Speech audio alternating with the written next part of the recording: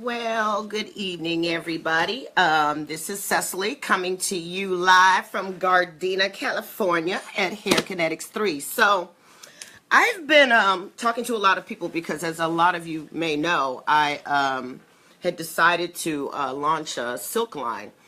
And I wanted to directly address the naturalista market, which has definitely exploded. We all know that. And so there are lots of products out there that are either made out of satin, some are like a poly satin, some are silk, so, it's just to kind of help us direct us towards our purchasing choices. So today we have the satin v silk and some of the things that you should know if you're going to be purchasing one or the other. So first of all, let's kick it off that we know that that there is a big one out there, charmeuse silk. And then there's another one, polyester satin silk. So let's start with like the differences between those two. First of all, the poly satin silk is man-made. So it's produced and is created with oil that has some of the same chemicals like that is made of like plastic bottles. So that's one thing, that we do know about it. We know that silk, in contrast, is pure and natural because it's naturally spun, and it produces like a filament, which is like a thread-like fiber. Like think of a piece of thread, and of course that's how it's produced. And then you have the polyester silk. It's a little more slippery. Now I actually have behind me this chick right here, and this is an example of a satin one, of satin, and the one I have on my head is a form of silk. But one of the things that we do know that silk and both satin do is that it helps reduce friction, and but polyester, the poly silk satin creates like a static electricity. So, and silk doesn't do that, okay?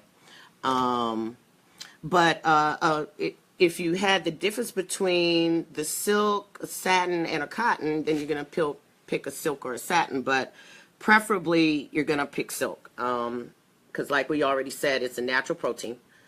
The next thing is that, a lot of dermatologists will recommend silk for people that, have allergies or suffer from asthma.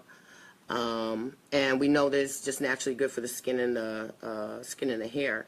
But here's the other thing that I didn't know is that silk acts as like a natural insulator. So when it's hot, it cools you off, and when it's cool, it's supposed to make you warm. So that was very interesting to me.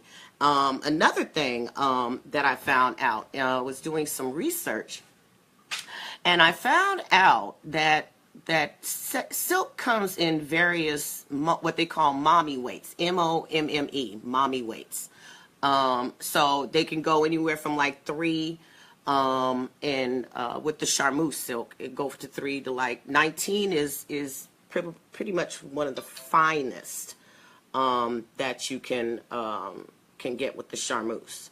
And that happens to be the exact kind of silk that I use in my products. I use a charmeuse silk with a 19 mommy weight because, you want the finest and the best, So when you're laying your head either on a pillow, or if you have it in a bonnet such as this, or even if you have like a silk eye mask, the silk eye mask helps with wrinkles and reducing the bags. So it has a lot of different practical applications. So so next time when you're making some purchasing choices, think about those two, especially when you're wearing these natural hairstyles like dreads, locks, braids, twists, because it's really important to keep the moisture locked into your hair. And silk definitely does that. So definitely, hopefully I gave you some useful information this evening. And I'm going to be coming back with other little little broadcasts here and there. This is kind of my first little foray into this. But you know, and we definitely want to hear from you as to things that you might want to hear about.